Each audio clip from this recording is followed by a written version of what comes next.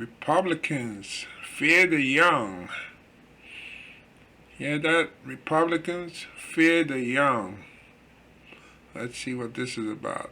Stressed and sickened by thoughts of their rights and democracy slipping away, young Americans across gender, racial, geographic, and education lines banded together last week to help save the Democrats from what many foresaw as a sizable midterm defeat.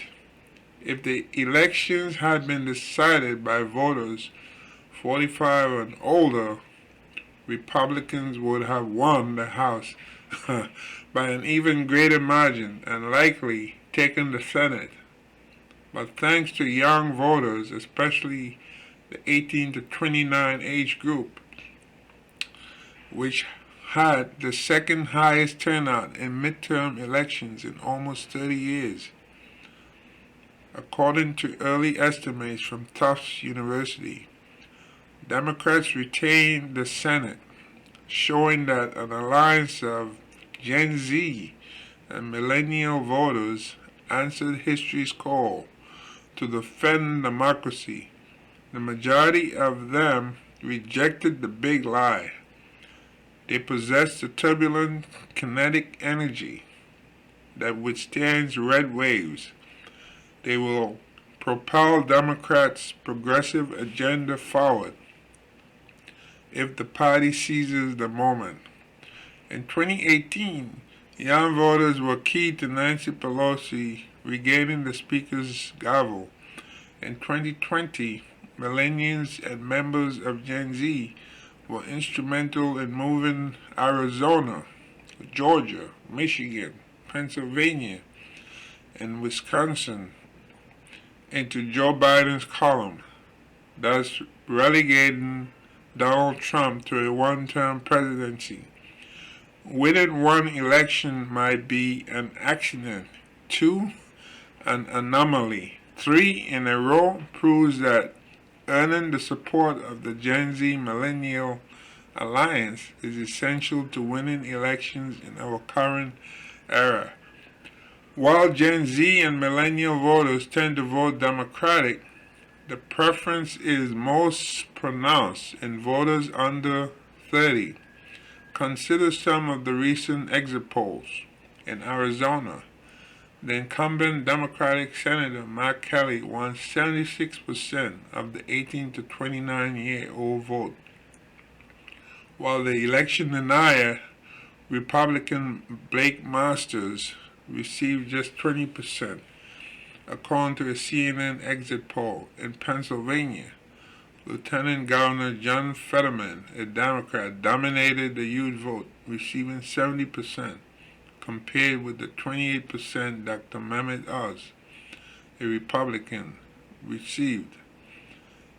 And in Nevada, the incumbent Democratic Senator Catherine Cortez Masto earned re-election against the Republican Adam Laxalt, thanks in no small part to her effort among young voters, whom she won resoundingly, 64% compared to Laxalt 31%.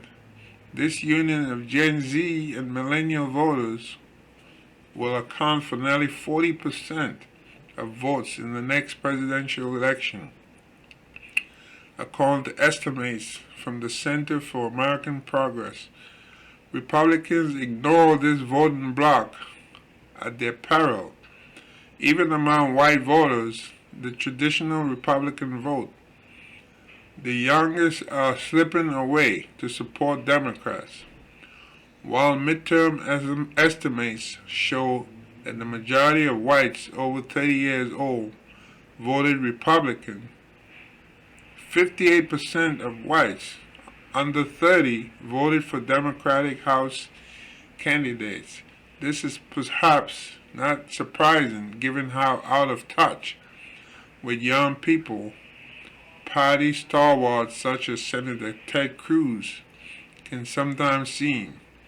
Mr. Cruz potentially provoking millions of voters following Mr. Biden's student loan forgiveness announcement said, "If you are that slacker barista who wasted 7 years in college studying completely useless things, now has loans and can't get a job, Joe Biden just gave you 20 grand."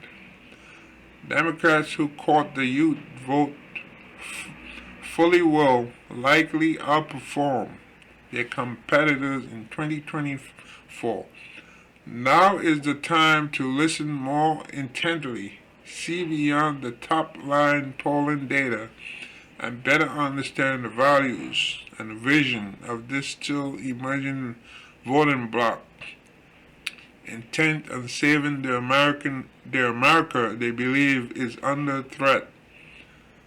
As the salience of the Supreme Court decision in Dowd v. Jackson Women's Health Organization illustrates, young voters, both Democratic and Republican, are exceedingly concerned about rights, not just their own. A defining attribute of young Americans today is the degree to which they stand up and fight for those even more vulnerable than they are. Roughly 4 months before the Supreme Court overturned nearly 50 years of precedent on abortion, preserving individual rights and freedoms overpowered more than a dozen other midterm year issues such as climate change and criminal justice reform, according to a national survey of likely voters ages 17 to 34 that my firm, Social Sphere, conducted for Snapshot. Similarly, according to the fall 2022 Harvard Youth Poll, a national survey I oversee for the Harvard Kennedy School Institute of Politics, 59% of young Americans believe their rights are under attack, and 73% are troubled that the rights of others are threatened.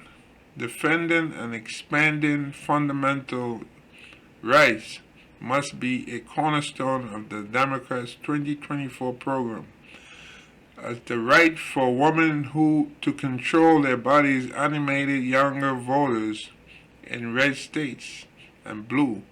So too could a campaign for the right to inherit a healthy planet, to feel safe in school, to receive quality education, health care, and an economy of opportunity. As the 2022 postmortems evolve into 2024 strategy, Mr. Biden and Democrats would also be well served to invest more in relational organizing, which enables young Americans to share with their peers the many campaign promises the president successfully delivered. Breaking through the algorithmic bubble of the uninterested is a complex challenge for political operators.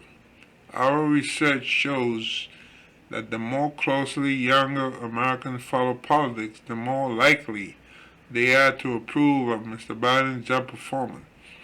As Victor Shi, a UCLA junior and Mr. Biden's youngest convention delegate in 2020, reminded me, the messenger matters, and it's much easier for a young person to listen if it comes from their peer. Like all voters, young Americans stayed engaged when they recognized the tangible difference their votes can make. By never losing sight of the threat to our democracy and focusing on concrete deliverables such as an assault weapons ban, a pathway to citizenship for DACA recipients, investment in child care, and more affordable housing, Democrats can continue to attract and galvanize this critical part of the evolving base. Many of the young men and women who voted for Democrats this fall have a complicated relationship with America. They have been told of our exceptionalism, but rarely experienced it themselves or seen our nation united. Their brightest political memories are when the powerful protect and defend the vulnerable, like the day in 2015, as Zuma told me recently, when President Barack Obama and then Vice President Biden lit the White House in rainbow LGBTQ pride colors in honor of the Supreme Court recognizing same-sex marriage. In the eyes of many young voters, this is how America meets its destiny, when the passion of the grassroots melds with the power of institutions to forge progress. As political analysts methodically review the numbers after an election for the ages, anyone interested in the winning formula for 2024 should closely examine those between the ages of 18 and 39. So this article appeared first in the New York Times. Who was this written by? Yeah, it doesn't give the name of the author. Okay, so interesting. They say here that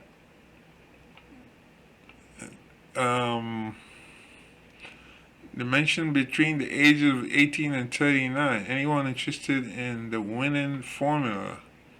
Remember when Trump was in office and he said, "I'm thinking of banning TikTok." Now, who goes on TikTok?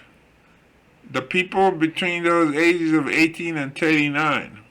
The idea that the government can take away something that a lot of younger people enjoy, right? That's where people go, a lot of young people go and make their videos, post stuff on there, get lots of rating, lots of views. They can speak their mind about anything, whether it's working in an office, in a school, anything like that. And then here comes Trump, and he says, "I'm thinking of banning TikTok." And I think that really was the fire under many of these people that said, "Wait a minute, we have to get this man out of office." And I remember a young person who made a comment, who had probably never voted before in his life, said he's going to register vote just to vote against Trump, to get Trump out of office, because Trump wants to ban TikTok. So there you have it. I mean, young people have more, they have the abilities, and they can more deal with technology and understand different issues like that. Whereas people like, I guess, over 45 years old, they're more inclined to believe the lies that are told. Things like inflation, like the Republicans are running an inflation. They figure, the price of gas is up. If you go to the supermarket, eggs are expensive, which is true. Eggs are expensive. It's all Joe Biden's fault, Nobody mentions that there's a bird flu disease, and that's why millions of chickens were killed out. That's the main reason why eggs are expensive and chicken got expensive, because of the bird flu, but nobody talks about that. But that's the reason. If you're a young person and you can do research, you can easily find that information. Inflation is complicated. When people run in the platform, vote for them, you do with inflation, and then as soon as they get into office, once you go to the supermarket, you'll be able to shop, and the price of stuff will go down. Well, if you got friends in England or in France, that's not true. inflation, I think, is like maybe like 10% or more. Like in England, for example. In France, inflation is worse than here than in America. You know. So when they tell you that Joe Biden was spending too much money and that's why there's inflation in America, well then how can you explain how inflation in France or in England? Because in France they had like protests in the streets over the high cost of stuff. Gasoline. Well, during the pandemic, the price of gasoline went down. Why? Because people were doing a lot of remote work, from home. I mean, you didn't need to drive. So you had a glut of gasoline. And that's why the price was down during that year, if you go back to 2020. So people brag about it, and they say, well, under Trump, the price of gasoline was low, or what have you, and now it went up. So what happened, as people begin to go back out to work, and the pandemic, all these constraints were being lifted, people began to drive more. Many of these companies that do the processing of petroleum and the gasoline and diesel and so forth, they had shut down. So you only have like a small number, that were putting gasoline in the market. So therefore it became expensive. So now you have to get them back up online. So that explains why gasoline got expensive. It has nothing to do with, that Trump was in office and that's why it was cheap. That's the simple explanation. They say, well, when Trump was in office, everything was fine. Gasoline price was affordable. Now Biden is in office. Gasoline is expensive. This is expensive. So you get a simplistic explanation. Simplistic explanations usually work for older people, for people like my age, for example. However,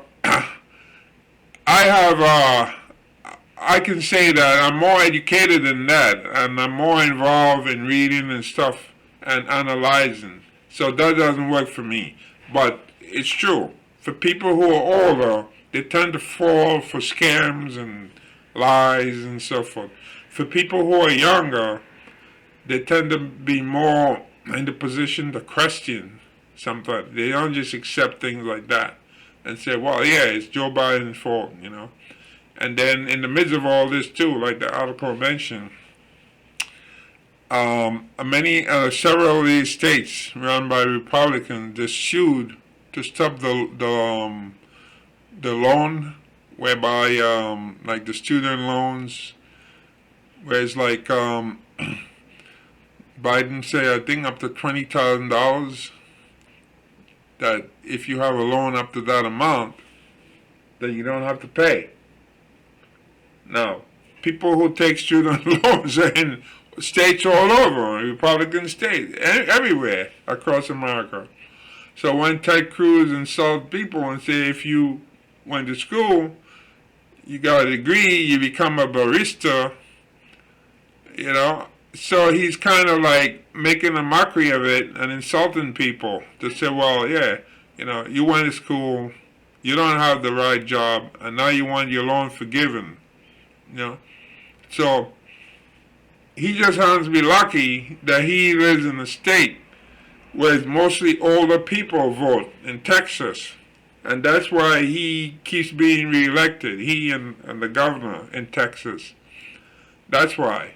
If he had lived in a state like New York, for example, he would have never been reelected. He would not have been reelected. Because people in New York are much more savvy and wiser to the stuff. Just like the last election we had here a couple weeks ago, where the guy Zeldin running for governor was talking about crime and the citizens and crime, and he would do something about crime, and the governor isn't doing anything. The governor failed this and so forth. Okay, well, first of all, the governor of a state doesn't really deal with crime. That's like the local level, the mayor, and so forth. Those are the ones who deal with crime. The only time you can really attack the governor is like with the state police, because the governor controls the state police, and there are parts of the state in New York where there are no local police departments. So that's where the state police comes in, and the state police will cover those areas if there's a crime committed or so forth, because there's no locality, no small town police. So that's where New York State Police will step in. But that's far and few in between. In New York City, for example, we have a big police force. So you can't hold the governor accountable for crime that's happening in the subway. If you want to hold anybody accountable, well, try and hold the mayor of New York accountable for crime in the subway. That would be a much more fairer, attack to attack the mayor, but not the governor.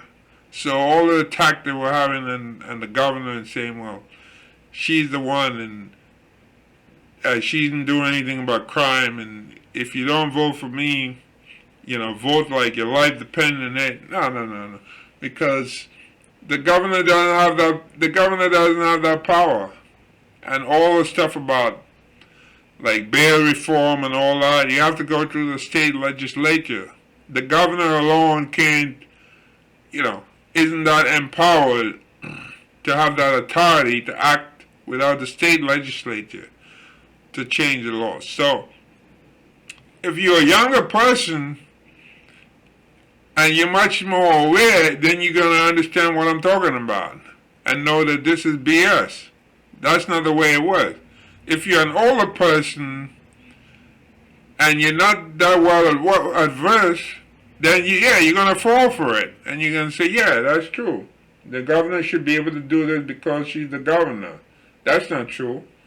You have an executive branch, a legislative branch, and a judiciary branch, right, in New York State. So the governor can only do so much. The governor can use executive power for certain things. But when it comes to major things like laws dealing with bail and so forth, whether there's bail for certain types of crime, that's up to the state legislature. And the governor has no power over that. But however, some people do fall for it, and they fall for that scam.